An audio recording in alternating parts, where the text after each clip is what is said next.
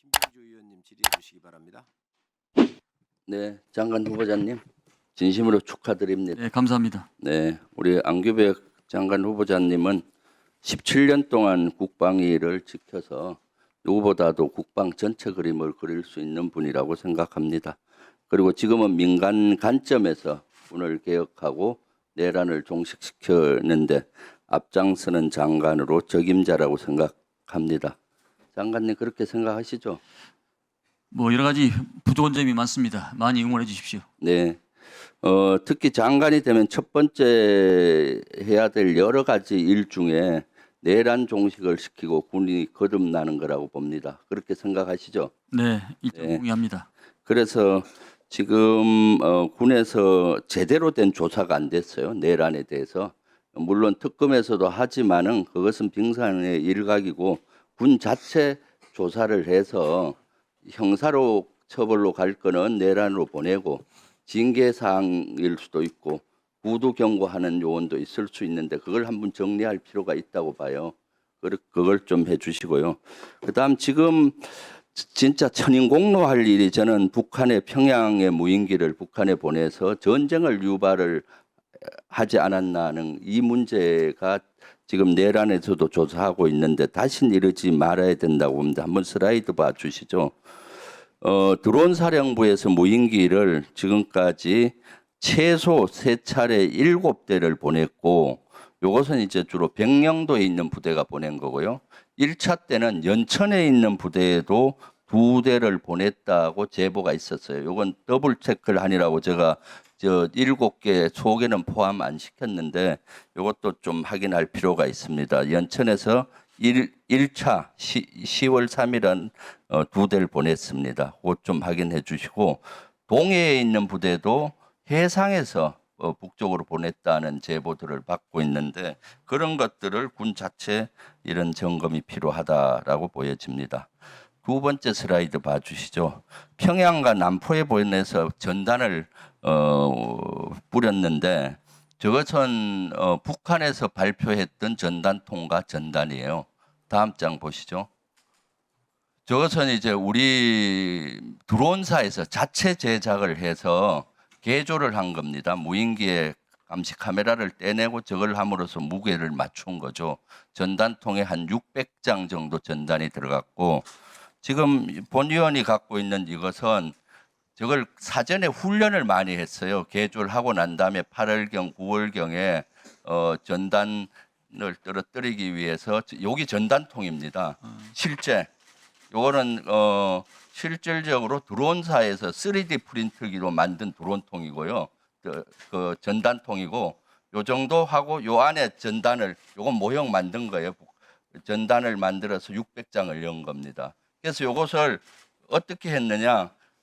무인기 있으면 배면에다 이걸 결합을 하고 여기에 서버라는 장치가 있는데 연결을 합니다. 그럼 요거 평양 15 관저 가서 요것이 이제 명령에 의해서 릴리스가 되는 겁니다. 풀리면은 이것이 떨어지면서 전단통과 전단에 뿌려지는 겁니다. 실제 이것을 이제 2월 달부터 준비를 했더라고요. 그리고 6월 달에 3D 프린터기로 만든 겁니다. 그래서 여러 개를 만들면서 계속 시험을 했던 거예요. 그리고 거기에 불이 났던 거 있잖아요. 네. 연천에서 컨테이너 불 났던 것도 이러한 것들을 은폐시키기 위한 것이 아니냐라고 제보들을 했는데 확인을 해야 되는 겁니다. 네. 그래서 이것은 사실은 아마 연천 드론 그쪽에서 집중적으로 103대 대에서 했기 때문에 그 주변 야산에는 이런 것들이 많이 떨어져 있어요. 이거 플라스틱이기 때문에 사실 떨어지면서 그렇게 위험하진 않았던 것 같아요. 제가 이게 철제로 되면은 사람이 맞으면 어떡할까 했는데 플라스틱으로 돼 있고 하고 여기 3D 프린터도 선이 참 난 걸 보아서 3D 프린터고요. 제가 드론사에 있는 요원한테 확인을 했더니 일치합니다. 그때 드론사에서 만든 것과 같이 이런 것들은 증거가 되는 거죠. 다음 한번 보시죠. 그리고 이 부대들은 드론사만 관련된 것이 아니라 여러 부대가 관련됐어요. 그것은 경력금을 확인을 해봤더니 이건 국방부에서 제시된 자료입니다. 8일 날 드론을 북한에 보내면 5인 사격을 할 수 있잖아요. 북한 하면은 월북하는 드론은 격추시켜야 되잖아요. 그리고 돌아올 때도 북한 무인기일 수 있기 때문에 격추시키는데 그러면 여러 사령부가 알아야 되는데 그때 경력금이 집행된 부대들이 다 관련 부대들이더라고요. 지금 제가 언론에 공개한 것이 연합사, 공군작전사령부, 지상작전사령부, 합참작전본부, 드론작전사령부예요. 지상작전사나 공작선 다 알아야 되고 연합사도 알아야 되지 않습니까? 합참작전본부도. 어저께 자료가 왔는데 보니까 전체 리스트를 분석해 봤더니 심리전단이 10월 26일 날 있었고 11월 13일 이후에는 합참정보본부도 있어요. 11월 13일 날 남포로 갈 때는 군사기지를 계속 경유하게 했는데 그런 걸 분석하고 15호 간접 평양에 효과가 있다는 걸 알 수 있는 건 드론사는 모릅니다. 최소한 합참 정보본부나 또는 대통령실 안보실이나 방첩사 국정원 정도인데 이걸로 봐서는 정보본부에서 작전본부에서 다 관여된 걸로 보입니다. 그리고 이것을 그 이후에 조직적으로 은폐하려고 했습니다. 부대 명칭을 다음 슬라이드 봐주세요. 부대 명칭을 바꿨어요. 12.3 내란 이후 1월 달에 B중대 또는 정찰중대라고 하던 거를 1월 달에 그 드론 날린 부대를 1중대라고 했고 거기에 있는 대대장, 정보과장, 주임원사, 중대장을 다 해병대나 정보사로 보냈습니다. 이거는 국방부가 관여돼야 다른 해군이나 해병대 정보사로 보내잖아요. 그러니까 국방부 인사복지실에서도 협조하지 않으면 안 되고 그 내에 있는 반장들도 증거를 인멸하는 거라든가 하기 위해서 지역을 격리했고 GCS를 덮어씌기를 해서 업데이트를 해서 제거하고 있습니다. 이런 여러 가지로 조직적으로 지금 은폐하고 있습니다.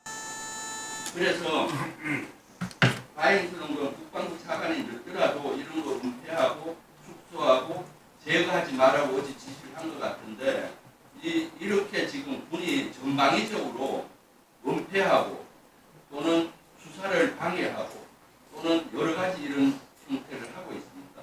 아직도 김용대 드론사령관이 그대로 있기 때문에 가능한 거고 이걸로 봐서는 내란의 잔존 세력들이 국방부, 합참, 안보실 아주 네, 정리하시기 바랍니다.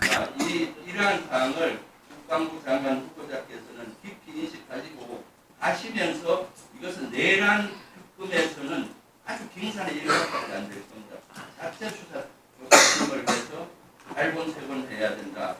핀세트 뽑듯이 그렇게 하시겠습니까? 네, 의원님, 저도 잘 모르는 내용이기 때문에 여러 가지 사실관계도 파악해보고 또 의원님이 주신 말씀을 잘 참조하겠습니다.